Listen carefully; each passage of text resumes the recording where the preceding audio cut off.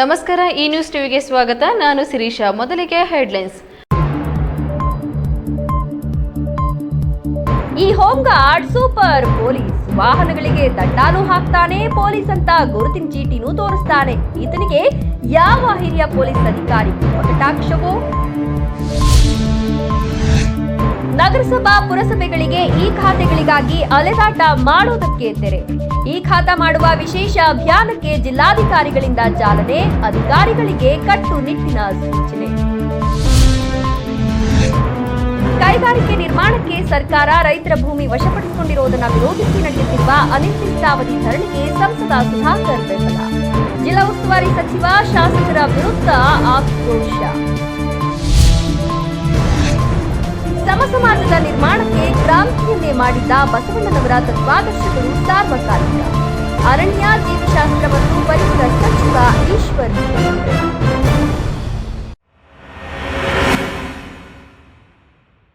ವಾರ್ತೆಗಳ ವಿವರ. ವೃತ್ತಿ ಹೋಂಗಾರ್ಡ್ ಆಗಿರುವ ಈತ ಮಾಡುತ್ತಿರುವುದು ಪೊಲೀಸ್ ಕೆಲಸ. ಈತನ ಪ್ರಾಬಲ್ಯ ಎಷ್ಟರ ಮಟ್ಟಿಗೆ ಇದೆ ಎಂದ್ರೆ, ಠಾಣೆಗೆ ಬರೋ ಪೊಲೀಸ್ ಅಧಿಕಾರಿಗಳು ಸಿಬ್ಬಂದಿಗಳೇ ಬಾಯಿಯ ಮೇಲೆ ಬೆರಳಿಟ್ಟುಕೊಳ್ಳಬೇಕು. ಇನ್ನು ಹಿರಿಯ ಅಧಿಕಾರಿಗಳ ಕೃಪಾ ಕಟಾಕ್ಷದಿಂದ ಈತನ ಮೇಲೆ ಎಷ್ಟೇ ದೂರುಗಳು ಬಂದರೂ ಹೇಳೋರಿಲ್ಲ ಕೇಳೋರಿಲ್ಲದಂತಾಗಿದೆ. ಅದು ಎಲ್ಲಿ ಅಂತೀರಾ? ಈ ಸ್ಟೋರಿ ನೋಡಿ.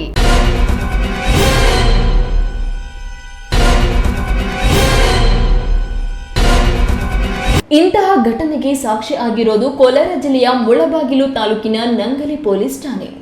ಕೆಲವೊಮ್ಮೆ ಗಡಿಭಾಗದ ಪೊಲೀಸ್ ಠಾಣೆಗಳಲ್ಲಿ ಇಂತಹವೆಲ್ಲ ಯಾರ ಕಣ್ಣಿಗೆ ಕಾಣದಂತೆ ನಡೆದುಕೊಂಡು ಹೋಗ್ತದೆ. ವಿಶೇಷವಾಗಿ ನಂಗಲಿ ಪೊಲೀಸ್ ಠಾಣೆ ಕೋಲಾರ ಜಿಲ್ಲಾ ಪೊಲೀಸ್ ಠಾಣೆಗಳಲ್ಲಿ ಬಹು ವಿಶೇಷತೆ ಪಡೆದುಕೊಂಡಿರೋ ಠಾಣೆ. ಈ ಠಾಣೆಯಲ್ಲಿ ಹೋಂಗಾರ್ಡ್ ಆಗಿ ಕೆಲಸ ಮಾಡುತ್ತಿರೋ ಕುಮಾರ್ ಎಂಬಾತನ ಬಗ್ಗೆ ಸಾರ್ವಜನಿಕವಾಗಿ ಕೇಳಿದ್ರೆ ಎಲ್ಲರೂ ಹೇಳೋದು ಈತ ಹೋಂಗಾರ್ಡ್ ಅಲ್ಲ, ಪೊಲೀಸ್ ಪೇದೆ ಎಂದು. ಮೂಲತಃ ಆಂಧ್ರ ಹಾಗೂ ಕರ್ನಾಟಕ ಗಡಿಭಾಗದ ನಿವಾಸಿ ಆಗಿರೋ ಕುಮಾರ್ ಕೋಲಾರ ಜಿಲ್ಲೆಯ ಮುಳಬಾಗಿಲಿನಲ್ಲಿ ದಶಕಗಳಿಂದ ಹೋಂಗಾರ್ಡ್ ಆಗಿದ್ದಾನೆ. ಈತನ ಪ್ರಾಬಲ್ಯಕ್ಕೆ ಹಿರಿಯ ಅಧಿಕಾರಿಗಳು ಈತ ಹೇಳಿದ ಕಡೆಗೆ ಕರ್ತವ್ಯಕ್ಕೆ ನಿಯೋಜನೆ ಮಾಡಿಕೊಡ್ತಾರಂತೆ. ಪೊಲೀಸ್ ಸಿಬ್ಬಂದಿಗಳಿಗಿಂತಲೂ ಕ್ರಿಯಾಶೀಲನಾಗಿರೋ ಕುಮಾರ್ ತಾನೇ ಮುಂದೆ ನಿಂತು ಸಂಚಾರಿ ನಿಯಮಗಳನ್ನ ಮೀರುವ ಸಾರ್ವಜನಿಕರಿಗೆ ಪೊಲೀಸ್ ಇಲಾಖೆ ನೀಡಿರೋ ಯಂತ್ರದಲ್ಲಿ ದಂಡ ಹಾಕ್ತಾನೆ.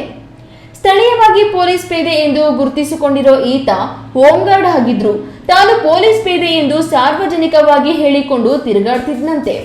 ಗಡಿ ಭಾಗಗಳಲ್ಲಿ ತಾನು ಪೊಲೀಸ್ ಪೇದೆ ಎಂದು ಹೇಳಿಕೊಂಡು ಸಾರ್ವಜನಿಕರಿಂದ ವಾಹನಗಳಿಂದ ವಸೂಲಿ ಮಾಡುತ್ತಿರುತ್ತಾನೆ ಅನ್ನೋದು ಸ್ಥಳೀಯರ ಆರೋಪ ಕೂಡ. ವಿಶೇಷ ಎಂದ್ರೆ ಈತ ಮೂಲತಃ ಕೋಲಾರದ ಗಾಂಧಿನಗರದವನು ಎಂದು, ಅಲ್ಲಿ ತಾನೇ ಸ್ವತಃ ಪೊಲೀಸ್ ಇಲಾಖೆಯ ಸಿಬ್ಬಂದಿ ಎಂಬುದಾಗಿ ಐಡಿ ಕಾರ್ಡ್ ಅನ್ನ ಮಾಡಿಸಿಕೊಂಡಿದ್ದಾನೆ. ಠಾಣಾ ವ್ಯಾಪ್ತಿಯಲ್ಲಿ ನಡೆಯೋ ಅಕ್ರಮಗಳಲ್ಲಿ ಪಾಲುದಾರನಾಗಿದ್ದಾನೆ ಅನ್ನೋದು ಸಾರ್ವಜನಿಕರ ಆರೋಪ. ಇನ್ನು ಠಾಣೆಗೆ ದೂರು ನೀಡಲು ಬರುವ ಮಹಿಳೆಯರನ್ನ ಸಹ ಪರಿಚಯ ಮಾಡಿಕೊಂಡು ತನಗೆ ಬೇಕಾದ ರೀತಿಯಲ್ಲಿ ಬಳಸಿಕೊಳ್ತಾನೆ ಅನ್ನೋ ಗಂಭೀರ ಆರೋಪ ಕೂಡ ಈತನ ಮೇಲೆ ಇದೆ. ಇತ್ತೀಚೆಗೆ ಈ ಬಗ್ಗೆ ಠಾಣೆಯಲ್ಲಿ ದೊಡ್ಡ ರಾದ್ದಂತ ಸಹ ನಡೆದಿದ್ದು ಯಾರಿಗೂ ಗೊತ್ತಾಗದಂತೆ ಮುಚ್ಚಿ ಹಾಕಲಾಗಿದೆ. ಈ ಕುರಿತು ಒಂದಷ್ಟು ಆಡಿಯೋಗಳು ವೈರಲ್ ಆಗಿದ್ದು, ನಕಲಿ ಪೊಲೀಸ್ ವೇಷಧಾರಿ ಕುಮಾರ್ ಮಾಡಿರೋ ಅನ್ಯಾಯದಿಂದ ತಮ್ಮ ಇಡೀ ಕುಟುಂಬ ಊರು ಬಿಟ್ಟು ಹೋಗಬೇಕಾದ ಪರಿಸ್ಥಿತಿ ಬಂದಿದೆ ಎಂದೆಲ್ಲ ಮಹಿಳೆ ತನ್ನ ನೋವನ್ನ ತೋಡಿಕೊಂಡಿದ್ದಾಳೆ. ಇಂತಹ ದುರಳರ ಬಗ್ಗೆ ಪೊಲೀಸ್ ಇಲಾಖೆಗೆ ಮಾಹಿತಿ ಇಲ್ಲ ಅನ್ನೋದು ಸುಳ್ಳು. ಆದ್ರೂ ಈತನಿಂದ ಲಾಭ ಇರುವುದರಿಂದಲೇ ಈತನಿಗೆ ಕೆಲ ಹಿರಿಯ ಅಧಿಕಾರಿಗಳು ಸಹಕಾರ ನೀಡುತ್ತಿದ್ದಾರೆ. ನಾವೇನು ಮಾಡೋದು ಅಂತ ಕೆಲ ಠಾಣಾ ಸಿಬ್ಬಂದಿಗಳು ಅಸಹಾಯಕತೆ ತೋರ್ತಾರೆ. ಇನ್ನು ಹೋಂಗಾರ್ಡ್ ಅಲ್ಲಿ ಯಾರಿಗೆ ಎಲ್ಲಿ ಬೇಕಾದ್ರೂ ಹಣ ಕೊಟ್ರೆ ಕೆಲಸ ನೀಡುತ್ತಾರೆಂಬ ಆರೋಪದ ಮಧ್ಯೆ ಕುಮಾರ್ ಉತ್ತಮ ಸ್ಥಳಗಳಿಗೆ ಕರ್ತವ್ಯಕ್ಕೆ ನಿಯೋಜನೆ ಆಗುವುದರಲ್ಲಿ ಅನುಮಾನವೇ ಬೇಡ. ಒಬ್ಬ ಹೋಂಗಾರ್ಡ್ ಪೊಲೀಸ್ ಸಿಬ್ಬಂದಿ ಎಂದು ನಕಲಿ ಐಡಿ ಕಾರ್ಡ್ ಮಾಡಿಸಿಕೊಂಡು ಇಲಾಖೆಯೊಟ್ಟಿಗೆ ಕೆಲಸ ಮಾಡುತ್ತಿದ್ದಾನೆ ಎಂದ್ರೆ ಇಲಾಖೆ ಎಷ್ಟು ಜಾಗೃತವಾಗಿದೆ ಎಂಬುದು ಬೆತ್ತಲಾಗ್ತಿದೆ. ಈ ಬಗ್ಗೆ ಅಧಿಕಾರಿಗಳು ತನಿಖೆ ನೆಪದಲ್ಲಿ ಕಾಲಹರಣ ಮಾಡದೆ ಪೊಲೀಸ್ ಇಲಾಖೆಯ ಗೌರವ ಕಾಪಾಡುವ ಕೆಲಸ ಆಗಬೇಕಿದ್ದು, ಕುಮಾರ್ನ ವಿರುದ್ಧ ಯಾವ ರೀತಿಯ ಕ್ರಮ ಜರುಗಿಸಲಿದ್ದಾರೆ ಅನ್ನೋದನ್ನ ಕಾದು ನೋಡಬೇಕಾಗಿದೆ. ಸತೀಶ್, ಈ ನ್ಯೂಸ್ ಟಿವಿ, ಕೋಲಾರ. ಚಿಕ್ಕಬಳ್ಳಾಪುರ ಜಿಲ್ಲೆಯ ನಗರಾಡಳಿತ ಸಂಸ್ಥೆಗಳ ವ್ಯಾಪ್ತಿಯಲ್ಲಿ ಮುಂದಿನ 3 ರಿಂದ 4 ತಿಂಗಳಲ್ಲಿ 70 ರಿಂದ 80 ಸಾವಿರ ಈ ಖಾತೆಗಳನ್ನು ವಿತರಿಸಲು ಯೋಜಿಸಿ ಈ ಖಾತೆ ಆಂದೋಲನವನ್ನ ಹಮ್ಮಿಕೊಳ್ಳಲಾಗಿದೆ ಎಂದು ಜಿಲ್ಲಾಧಿಕಾರಿ ಜಿ ಪ್ರಭು ಅವರು ತಿಳಿಸಿದರು.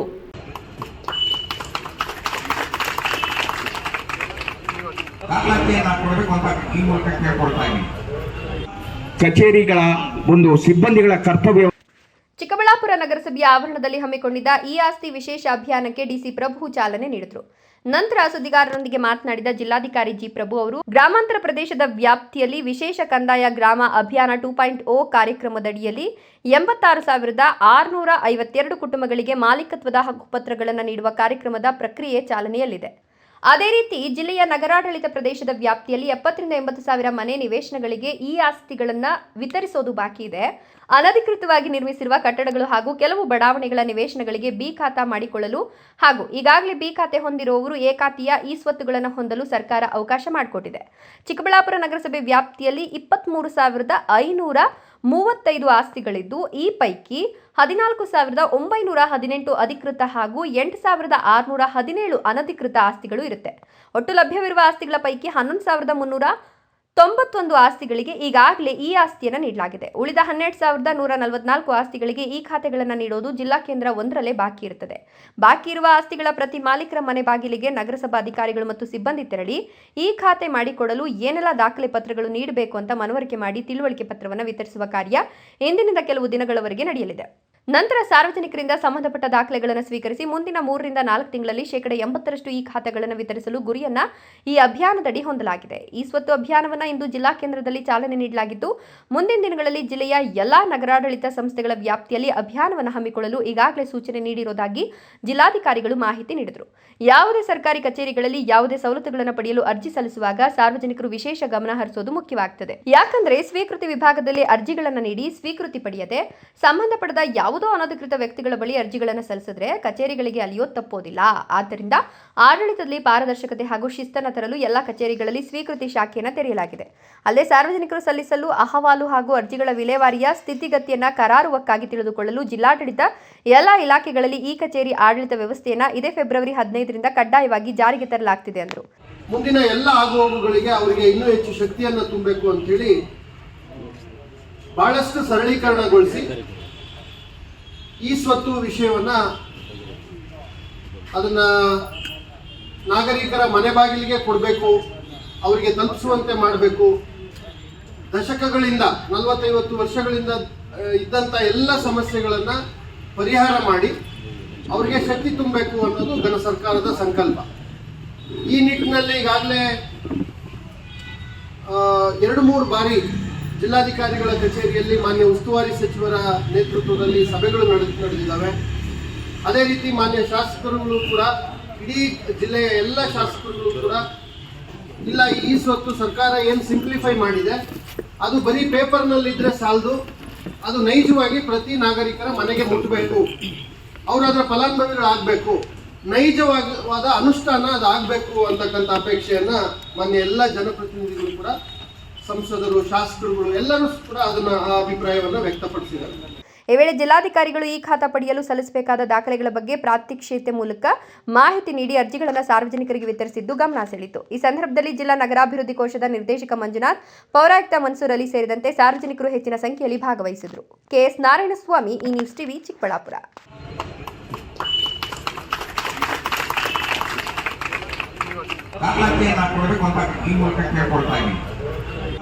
ಕಚೇರಿಗಳ ಒಂದು ಸಿಬ್ಬಂದಿಗಳ ಕರ್ತವ್ಯ.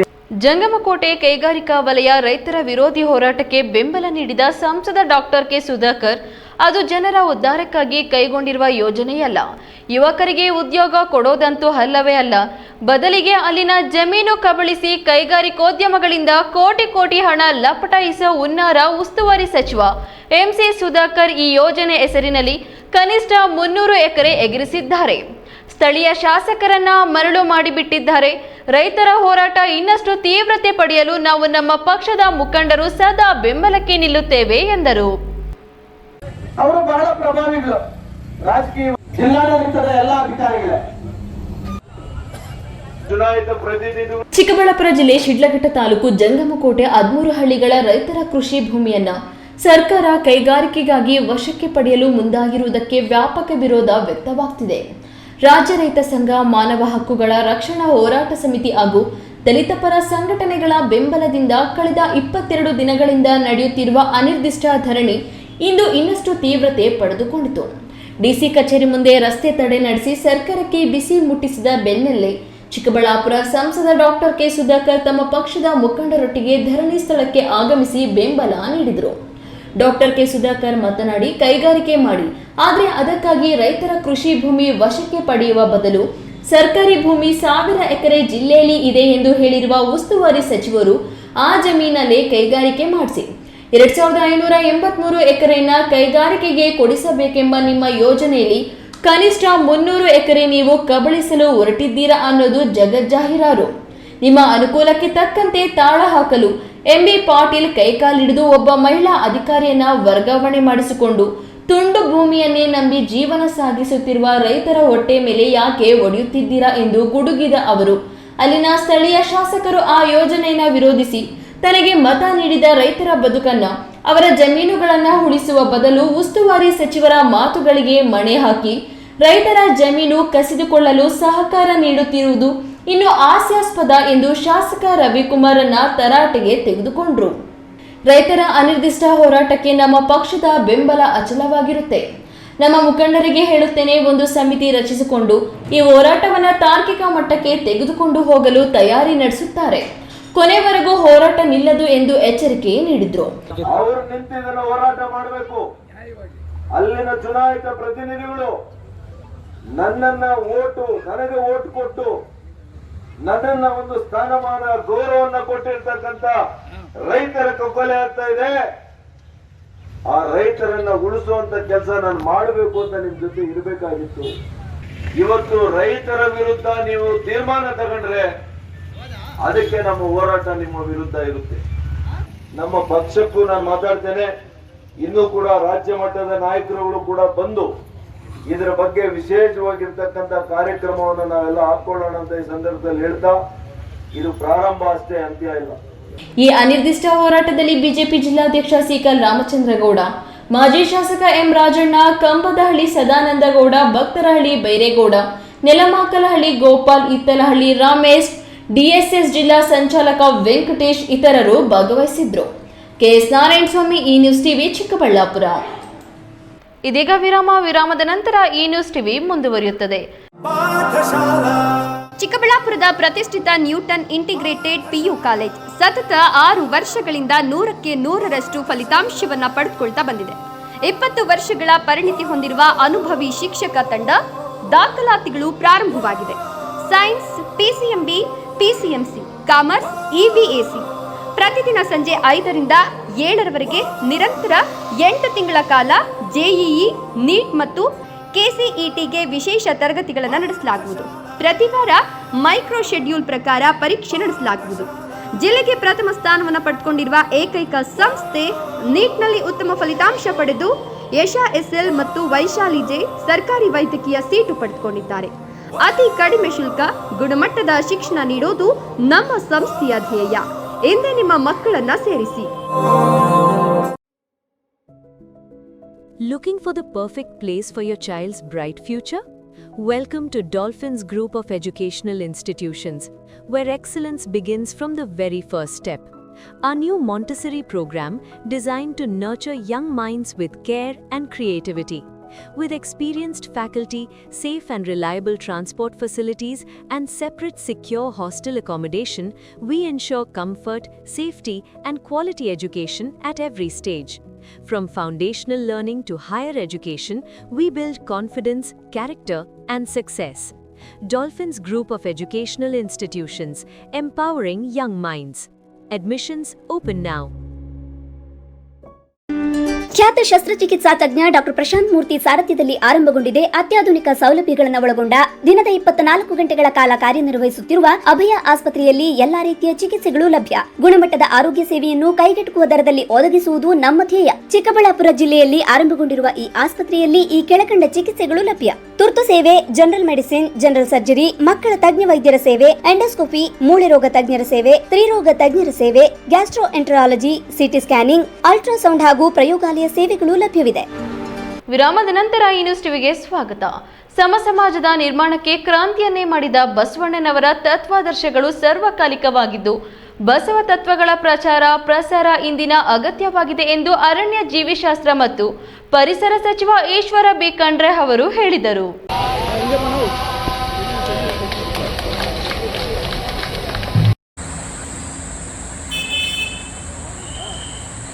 ದೇವನಹಳ್ಳಿ ತಾಲೂಕಿನ ಜಿಲ್ಲಾಡಳಿತ ಭವನದ ಆವರಣದಲ್ಲಿ ಜಿಲ್ಲಾಡಳಿತ, ಜಿಲ್ಲಾ ಪಂಚಾಯತ್ ಹಾಗೂ ಬಸವೇಶ್ವರ ಪ್ರತಿಮೆ ನಿರ್ಮಾಣ ಸಮಿತಿ ವತಿಯಿಂದ ವಿಶ್ವಗುರು ಬಸವೇಶ್ವರರ ಕಂಚಿನ ಪ್ರತಿಮೆ ಅನಾವರಣ ಕಾರ್ಯಕ್ರಮದಲ್ಲಿ ಸಚಿವ ಈಶ್ವರ್ ಖಂಡ್ರೆ ಮಾತನಾಡಿ, 12ನೇ ಶತಮಾನದಲ್ಲಿ ಮನುಷ್ಯರನ್ನ ಮನುಷ್ಯರಂತೆ ಕಾಣುತ್ತಿರಲಿಲ್ಲ.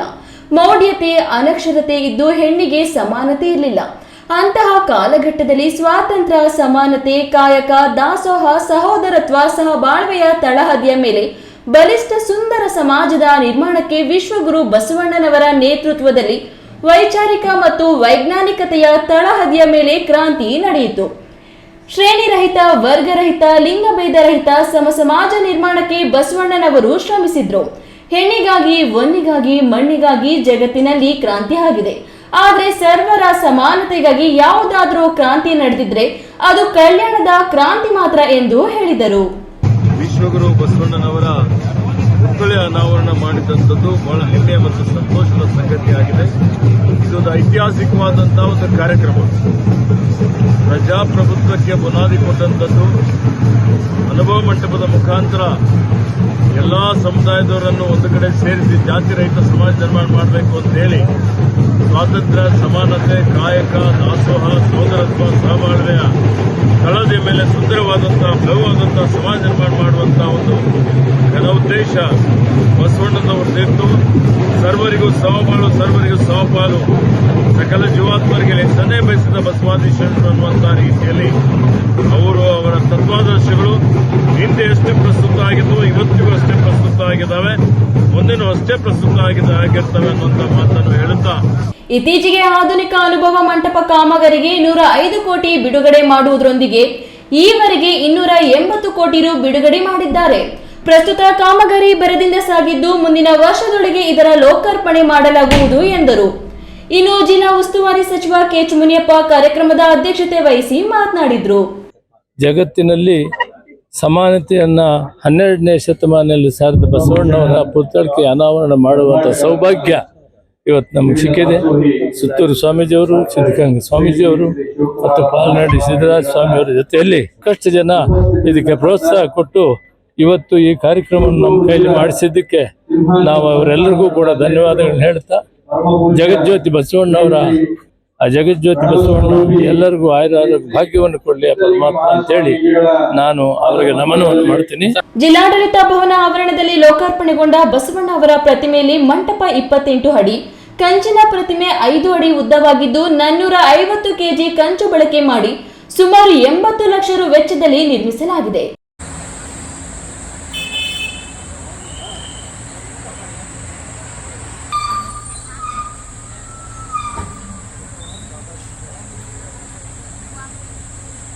ಇನ್ನು ಈ ಕಾರ್ಯಕ್ರಮದಲ್ಲಿ ಸಂಸದ ಡಾಕ್ಟರ್ ಕೆ ಸುಧಾಕರ್, ಹೊಸಕೋಟೆ ಶಾಸಕ ಶರತ್ ಬಚ್ಚೇಗೌಡ, ದೊಡ್ಡಬಳ್ಳಾಪುರ ಶಾಸಕ ಧೀರಜ್ ಮುನಿರಾಜು, ಸುತ್ತೂರು ಶ್ರೀ ಕ್ಷೇತ್ರದ ಶ್ರೀ ಶಿವರಾತ್ರಿ ದೇಶೀಕೇಂದ್ರ ಮಹಾಸ್ವಾಮಿ, ಸಿದ್ಧಗಂಗಾ ಮಠದ ಶ್ರೀ ಸಿದ್ಧಲಿಂಗ ಮಹಾಸ್ವಾಮಿ, ಪಾಲಪನಹಳ್ಳಿ ಮಠದ ಶ್ರೀ ಸಿದ್ದರಾಜ ಸ್ವಾಮಿ, 5ನೇ ಹಣಕಾಸು ಆಯೋಗದ ಅಧ್ಯಕ್ಷ ನಾರಾಯಣಸ್ವಾಮಿ, ಜಿಲ್ಲಾಧಿಕಾರಿ ಡಾಕ್ಟರ್ ಕೆಎನ್ ಅನುರಾಧ, ಗ್ಯಾರಂಟಿ ಜಿಲ್ಲಾಧ್ಯಕ್ಷ ರಾಜಣ್ಣ, ಜಗಜ್ಯೋತಿ ಬಸವೇಶ್ವರ ಪ್ರತಿಮೆ ನಿರ್ಮಾಣ ಸಮಿತಿ ಅಧ್ಯಕ್ಷರು, ಸದಸ್ಯರು, ಜನಪ್ರತಿನಿಧಿಗಳು, ಜಿಲ್ಲಾ ಮಟ್ಟದ ಅಧಿಕಾರಿಗಳು ಉಪಸ್ಥಿತರಿದ್ದರು.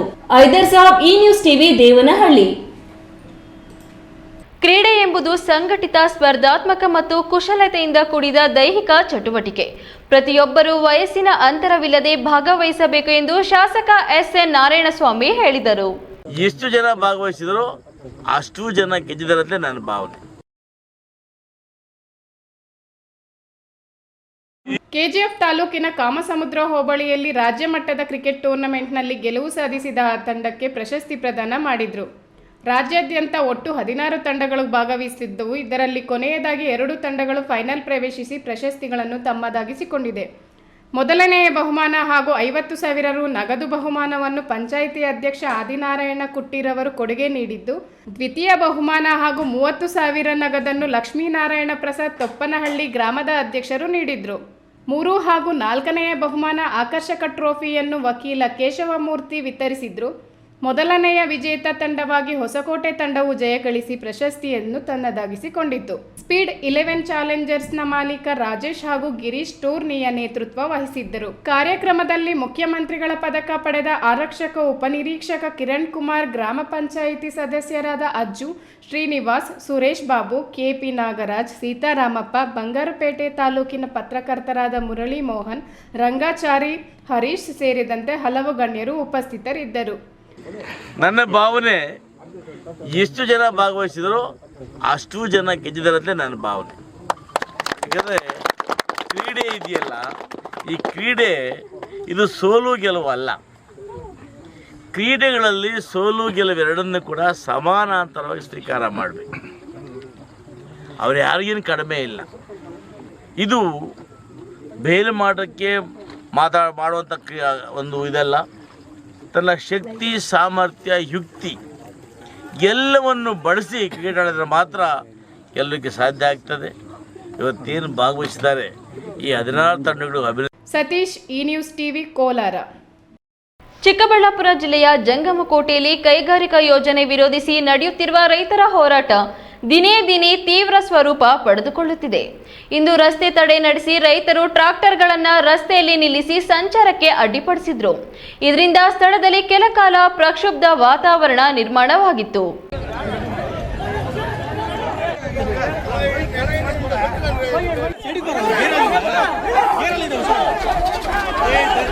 ಜಂಗಮಕೋಟೆಯಲ್ಲಿ ಕೈಗಾರಿಕಾ ಯೋಜನೆಗೆ ವಿರೋಧ ವ್ಯಕ್ತಪಡಿಸುತ್ತಿರುವ ರೈತರು ಅವರಿಗೆ ನೀಡಿರುವ ನೋಟಿಸ್ ಹಿಂಪಡೆಯುವಂತೆ ಒತ್ತಾಯಿಸಿ ಚಿಕ್ಕಬಳ್ಳಾಪುರ ಜಿಲ್ಲಾಧಿಕಾರಿ ಕಚೇರಿ ಎದುರು ರಸ್ತೆ ತಡೆ ನಡೆಸಿದ್ರು. ಟ್ರಾಕ್ಟರ್ಗಳನ್ನು ಅಡ್ಡಗಟ್ಟಿ ರಸ್ತೆ ತಡೆ ಮಾಡಿದ ಪರಿಣಾಮ ಸಂಚಾರ ಸಂಪೂರ್ಣವಾಗಿ ಅಸ್ತವ್ಯಸ್ತವಾಯಿತು. ಈ ವೇಳೆ ಸ್ಥಳಕ್ಕೆ ಬಂದ ಪೊಲೀಸರು ರಸ್ತೆ ತಡೆ ತೆರವುಗೊಳಿಸಲು ಮುಂದಾದಾಗ ರೈತರು ಮತ್ತು ಪೊಲೀಸರ ನಡುವೆ ಘರ್ಷಣೆ ಉಂಟಾಯಿತು. ಟ್ರಾಕ್ಟರ್ಗಳನ್ನು ತೆರವುಗೊಳಿಸಲು ಯತ್ನಿಸಿದ ಪೊಲೀಸರೊಂದಿಗೆ ರೈತರು ಹೆಳೆದಾಟ, ನೂಕಾಟ ನಡೆಸಿದ ದೃಶ್ಯಗಳು ಕಂಡುಬಂದವು. ಪರಿಸ್ಥಿತಿ ಗಂಭೀರವಾಗುತ್ತಿದ್ದಂತೆ ಜಿಲ್ಲಾಧಿಕಾರಿ ಹಾಗೂ ಎಸ್ಪಿ ಸ್ಥಳಕ್ಕೆ ಆಗಮಿಸಿ ಪರಿಸ್ಥಿತಿಯನ್ನ ನಿಯಂತ್ರಿಸಲು ಮುಂದಾದರು. ಸ್ಥಳದಲ್ಲಿ ಸಮಸ್ಯೆಗೆ ಪರಿಹಾರ ಸೂಚಿಸುವಂತೆ ರೈತರು ಪಟ್ಟು ಹಿಡಿದು ರಸ್ತೆಯಲ್ಲಿ ಕುಳಿತು ಪ್ರತಿಭಟನೆ ಮುಂದುವರೆಸಿದರು.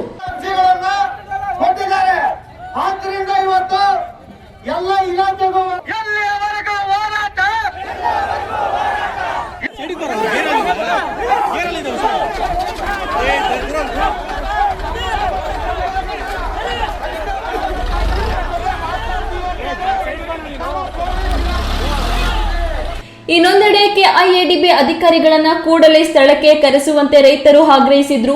ಡಿಸಿ ಹಾಗೂ ಕಂದಾಯ ಅಧಿಕಾರಿಗಳು ಸ್ಥಳದಲ್ಲಿಯೇ ಹಾಜರಿದ್ದು ರೈತರೊಂದಿಗೆ ಸುದೀರ್ಘ ಮಾತುಕತೆ ನಡೆಸಿದ್ರು. ರಸ್ತೆ ತಡೆ ವೇಳೆ ಆಂಬ್ಯುಲೆನ್ಸ್ ಬಂದ ಸಂದರ್ಭ ಭಕ್ತರಹಳ್ಳಿ ಬೈರೇಗೌಡ ಅವರು ಮಾನವೀಯತೆ ಮೆರೆದಿದ್ದು ತಕ್ಷಣವೇ ದಾರಿ ಮಾಡಿಕೊಟ್ರು. ಡಿಸಿ ಕಚೇರಿ ಮುಂದೆ ಕೆಲಕಾಲ ಉದ್ವಿಗ್ನ ವಾತಾವರಣ ನಿರ್ಮಾಣವಾಗಿದ್ದು ಪೊಲೀಸರು ಕಟ್ಟೆಚ್ಚರ ವಹಿಸಿ ಹೋರಾಟಗಾರರನ್ನ ಸುತ್ತುವರೆದರು. ಪೊಲೀಸ್ ರಿಸರ್ವ್ ವಾಹನಗಳನ್ನು ನಿಯೋಜಿಸಿ ಭದ್ರತೆ ಹೆಚ್ಚಿಸಲಾಯಿತು.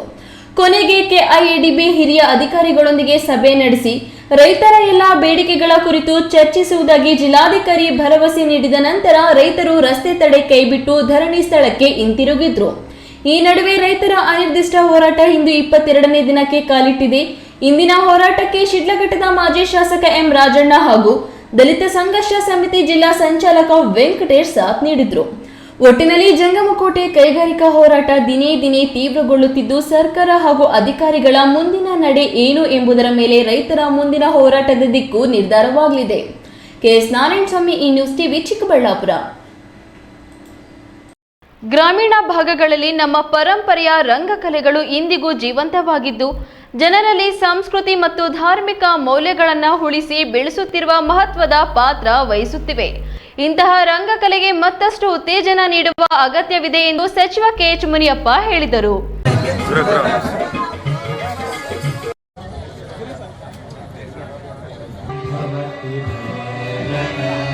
ದೇವನಹಳ್ಳಿ ತಾಲೂಕಿನ ರಬ್ಬನಹಳ್ಳಿ ಗ್ರಾಮದಲ್ಲಿ ದಿವಂಗತ ಆರ್.ಎಂ. ವೆಂಕಟೇಶಯ್ಯ ಅವರ ಮೊದಲ ವರ್ಷದ ಪುಣ್ಯ ಸ್ಮರಣೆ ಪ್ರಯುಕ್ತ ಶ್ರೀ ಬಸವೇಶ್ವರ ಕೃಪಾ ಪೋಷಿತ ನಾಟಕ ಮಂಡಳಿ ವತಿಯಿಂದ ಆಯೋಜಿಸಿದ್ದ ಶ್ರೀಕೃಷ್ಣ ಸಂಧಾನ ಅಥವಾ ಕುರುಕ್ಷೇತ್ರ ಪೌರಾಣಿಕ ನಾಟಕದ ಕಾರ್ಯಕ್ರಮವನ್ನುದ್ದೇಶಿಸಿ ಸಚಿವ ಕೆಎಚ್ ಮುನಿಯಪ್ಪ ಮಾತನಾಡಿ, ಮಹಾಭಾರತ ರಾಮಾಯಣವನ್ನ ನಾಟಕದ ರೂಪದಲ್ಲಿ ಜನರ ಮುಂದಿಡುತ್ತಿರುವ ಕಲಾವಿದರ ಶ್ರಮ ಹೆಚ್ಚು ಇರುತ್ತದೆ. ಗ್ರಾಮೀಣ ಭಾಗದಲ್ಲಿ ನಾಟಕಗಳು ಹೆಚ್ಚು ಆಗಬೇಕು. ಇಂದಿನ ಯುವ ಪೀಳಿಗೆಗೆ ಉತ್ತಮ ಸಂದೇಶವನ್ನ ನೀಡುವ ಕಾರ್ಯಕ್ರಮಗಳು ಆಗಬೇಕಾಗಿದೆ. ರಬ್ಬನಹಳ್ಳಿ ಗ್ರಾಮದಲ್ಲಿ ಕಲಾವಿದರು ಬಹಳ ಉತ್ಸಾಹದಿಂದ ಪ್ರೇಕ್ಷಕರನ್ನು ತಮ್ಮ ಪಾತ್ರಗಳ ಅಭಿನಯದ ಮೂಲಕ ಗಮನ ಸೆಳೆಯಲಿದ್ದಾರೆ. ಇವರನ್ನ ಪ್ರೋತ್ಸಾಹಿಸುವ ಕೆಲಸವಾಗಬೇಕು. ತಾಲೂಕಿನಾದ್ಯಂತ ನಾಟಕ ಪ್ರದರ್ಶನಗಳು ಹೆಚ್ಚಾಗಿ ನಡೆಯಲು ಎಲ್ಲ ರೀತಿಯ ಸಹಕಾರವನ್ನು ನೀಡಲಾಗುತ್ತಿದೆ ಎಂದು ಹೇಳಿದರು.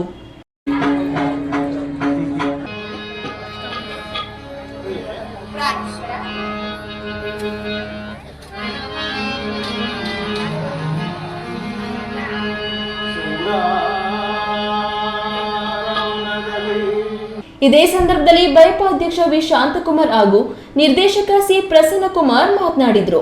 ಹಲವು ಗಣ್ಯರಿಗೆ ಅಭಿನಂದಿಸಿ ಗೌರವಿಸಲಾಯಿತು.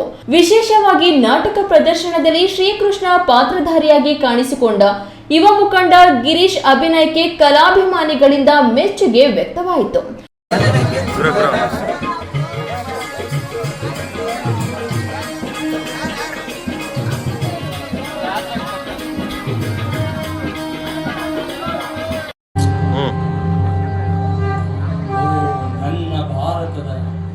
ಈ ವೇಳೆ ಕಾರ್ಯಕ್ರಮದಲ್ಲಿ ಜಿಲ್ಲಾ ಕಾಂಗ್ರೆಸ್ ಉಪಾಧ್ಯಕ್ಷ ಎಸ್ಡಿ ಮುನಿರಾಜು, ಎಂಎಸ್ಡಿಎಸ್ ಅಧ್ಯಕ್ಷ ಶ್ರೀನಿವಾಸ್ ಗ್ಯಾರಂಟಿ, ಜಿಲ್ಲಾಧ್ಯಕ್ಷ ಬಿ ರಾಜಣ್ಣ, ಪೈಲ್ವಾನ್ ಮಿಥುನ್, ಬ್ಲಾಕ್ ಕಾಂಗ್ರೆಸ್ ಹೋಬಳಿ ಅಧ್ಯಕ್ಷ ಸುಬೇಗೌಡ, ಯುವ ಕಾಂಗ್ರೆಸ್ ತಾಲೂಕು ಅಧ್ಯಕ್ಷ ಸಾಗರ್, ಜಿಲ್ಲಾ ಯುವ ಕಾಂಗ್ರೆಸ್ ಪ್ರಧಾನ ಕಾರ್ಯದರ್ಶಿ ಗಿರೀಶ್, ಹಿರಿಯ ಕಲಾವಿದರಾದ doctor Krishnamurthy, doctor D Kempanna, ಗ್ರಾಮ ಪಂಚಾಯತಿ ಮಾಜಿ ಸದಸ್ಯರಾದ ಮುನಿ ಆಂಜಿನಪ್ಪ, ಸಂಕೇತ್, ಮುಖಂಡರಾದ ಅರ್ಜುನ್, ಡಿಎಂ ದೇವರಾಜ್, ರಾಹುಲ್, ರಂಜಿತ್, ದಿಲ್ರಾಜ್, ಕನ್ನಡ ಪಕ್ಷದ ರಾಜ್ಯ ಉಪಾಧ್ಯಕ್ಷ ಸಂಜೀವ ನಾಯಕ್, ಕಲಾವಿದರಾದ ಶ್ರೀಧರ್ ಗೌಡ, ಪುನೀತ್, ಕಲಾಭಿಮಾನಿಗಳು, ಗ್ರಾಮಸ್ಥರು ಇದ್ದರು. ಐದರ್ ಸಾಬ್, ಈ ನ್ಯೂಸ್ ಟಿವಿ, ದೇವನಹಳ್ಳಿ.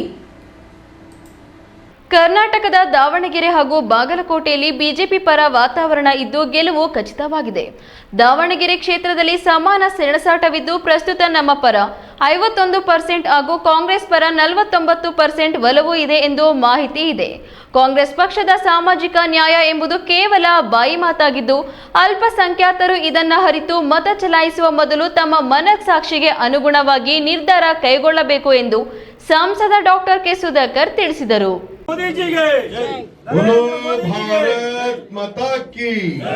ಪ್ರಧಾನ ಕಾರ್ಯದರ್ಶಿಗಳು ಬಂದಿರತಕ್ಕಂತ ಎಲ್ಲ ಬಿಜೆಪಿ ಮುಖಂಡರು ಮಾಡುವಂತ ಸಂದರ್ಭ ಬರುತ್ತೆ. ಸೋಮವಾರ ನಗರದ ಜಿಲ್ಲಾ ಬಿಜೆಪಿ ಕಚೇರಿಯಲ್ಲಿ ನಡೆದ ಬಿಜೆಪಿ ಸ್ಥಾಪನಾ ದಿನದ ಕಾರ್ಯಕ್ರಮದ ನಂತರ ಸುದ್ದಿಗೋಷ್ಠಿಯಲ್ಲಿ ಮಾತನಾಡಿದ ಸಂಸದ ಡಾಕ್ಟರ್ ಕೆ ಸುಧಾಕರ್, 3 ರಾಜ್ಯಗಳಲ್ಲಿ ನಡೆಯಲಿರುವ ವಿಧಾನಸಭಾ ಚುನಾವಣೆ ಕುರಿತು ಭವಿಷ್ಯ ನುಡಿದರು. ಅಸ್ಸಾಂನಲ್ಲಿ ಬಿಜೆಪಿ ಗೆಲುವು ಖಚಿತವಾಗಿದ್ದು ತಮಿಳುನಾಡಿನಲ್ಲಿ ಎನ್ಡಿಎ ಮೈತ್ರಿ ಅಧಿಕಾರಕ್ಕೆ ಬರುವ ವಿಶ್ವಾಸವಿದೆ.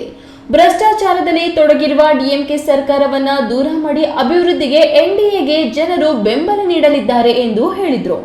ಪಶ್ಚಿಮ ಬಂಗಾಳದಲ್ಲಿಯೂ ಈ ಬಾರಿ ಮೊದಲ ಬಾರಿಗೆ ಬಿಜೆಪಿ ಅಧಿಕಾರಕ್ಕೆ ಬರಲಿದೆ. ಈ ರಾಜ್ಯದಲ್ಲಿ ನುಸುಳುಕೋರರ ಸಮಸ್ಯೆಯನ್ನ ತಡೆಯಲು ಬಿಜೆಪಿಯಿಂದ ಸಾಧ್ಯ. ಹಾಗಾಗಿ ಅಲ್ಲಿನ ಮತದಾರರು ಈ ಬಾರಿ ಬಿಜೆಪಿಗೆ ಅಧಿಕಾರ ನೀಡಲಿದ್ದಾರೆ ಎಂದು ಹೇಳಿದ್ರು.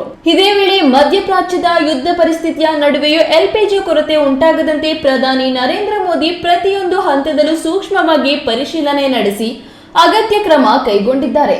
ಎಲ್ಪಿಜಿ ಕೊರತೆ ವಿಚಾರವನ್ನ ರಾಜಕೀಯಗೊಳಿಸಿ ಕೇಂದ್ರ ಸರ್ಕಾರವನ್ನ ಟೀಕಿಸುವುದನ್ನ ಕಾಂಗ್ರೆಸ್ ನಿಲ್ಲಿಸಬೇಕೆಂದು ಹೇಳಿದ್ರು. ಇದು ಬಹಳ ಗಂಭೀರವಾಗಿರ್ತಕ್ಕಂಥ ವಿಷಯ ನಾನು ಹೇಳ್ತೇನೆ. ಇದರಲ್ಲಿ ಕಾಂಗ್ರೆಸ್ನವರು ಒಂದು ಸಣ್ಣ ರಾಜಕಾರಣ ಮಾಡೋದನ್ನ ಬಿಡಿ ಅಂತ ಅವರಿಗೆ ಕಿವಿ ಮಾತಲ್ಲಿ ಅಲ್ರಿ. ಇಡೀ ವಿಶ್ವದಲ್ಲಿ ಇಡೀ ಇವತ್ತು ಮಿಡ್ಲ್ ಈಸ್ಟ್ ಅಲ್ಲಿ ಎಂತ ಯುದ್ಧ ನಡೀತಾ ಇದೆ, ಭೀಕರವಾಗಿರ್ತಕ್ಕಂಥ ಯುದ್ಧ ನಡೀತಾ ಇದೆ. ನಮಗೆ ನಾವೇನು ಎಲ್ಲ ಆಮದು ಮಾಡ್ಕೊಳ್ಳೋದು. ನಿಮ್ಮ ಮನೆಗಳಲ್ಲಿ ಗ್ಯಾಸ್ ಉರಿತಾ ಇಲ್ವಾ? ನೀವು ಊಟ ಮಾಡ್ತಾ ಇಲ್ವಾ? 3 ಹೊತ್ತು ಊಟ ಮಾಡ್ತಾ ಇಲ್ವಾ ಈ ದೇಶದ 140 ಕೋಟಿ ಜನ? ಅಂತ ಕೋವಿಡ್ ಸಂಕ್ರಮಣ ಬಂದಾಗ ಕೂಡ ಇವತ್ತು ಚಿಲ್ಲರೆ ರಾಜಕಾರಣ ಮಾಡಿದ್ದು ಕಾಂಗ್ರೆಸ್. ಇಂಜೆಕ್ಷನ್ ಕೊಡಬೇಕು, ವ್ಯಾಕ್ಸಿನ್ ಕೊಡಬೇಕಾದ್ರೆ ಮೋದಿ ವ್ಯಾಕ್ಸಿನ್ ಅಂತಂದ್ರು. ಇವತ್ತು ನೋಡಿದ್ರೆ ಗ್ಯಾಸ್ ಅಲ್ಲಿ ರಾಜಕಾರಣ ಮಾಡಕ್ ಕೊಟ್ಟಿದ್ದೀವಿ. ನಾಚಿಕೆ ಆಗಲ್ವಾ ನಿಮಗೆ? ಈ ಸಂದರ್ಭದಲ್ಲಿ ಬಿಜೆಪಿ ಜಿಲ್ಲಾಧ್ಯಕ್ಷ ಸಿಕಲ್ ರಾಮಚಂದ್ರಗೌಡ, ಉಪಾಧ್ಯಕ್ಷ ಮರಳುಕುಂಟೆ ಕೃಷ್ಣಮೂರ್ತಿ, ಪ್ರಧಾನ ಕಾರ್ಯದರ್ಶಿ ಕೊಂಡೇನಹಳ್ಳಿ ಮುರಳಿ, ಬೆಂಗಳೂರು ಗ್ರಾಮಾಂತರ ವಿಧಾನಸಭಾ ಪ್ರಭಾರಿ ಬ್ಯಾಟರಂಗೇಗೌಡ, ಬಿಜೆಪಿ ಮಾಜಿ ಜಿಲ್ಲಾಧ್ಯಕ್ಷ ರಾಮಲಿಂಗಪ್ಪ, ಚೀಮೋಲ್ ನಿರ್ದೇಶಕ ಕೆವಿ ನಾಗರಾಜ್, ಅಶೋಕ್, ಗಜೇಂದ್ರ ಇತರರು ಉಪಸ್ಥಿತರಿದ್ದರು. ಕೆಎಸ್ ನಾರಾಯಣಸ್ವಾಮಿ, ಈ ನ್ಯೂಸ್ ಟಿವಿ, ಚಿಕ್ಕಬಳ್ಳಾಪುರ. ಗುಡಿಬಂಡೆ ತಾಲೂಕಿನ ಧೂಮಕುಂಟಹಳ್ಳಿ ಸರ್ಕಾರಿ ಕಿರಿಯ ಪ್ರಾಥಮಿಕ ಶಾಲೆಯಲ್ಲಿ ಕಾರ್ಯನಿರ್ವಹಿಸಿ ಬೇರೆಡೆ ವರ್ಗಾವಣೆಯಾದ ಶಿಕ್ಷಕಿ ಅಂಬಿಕಾ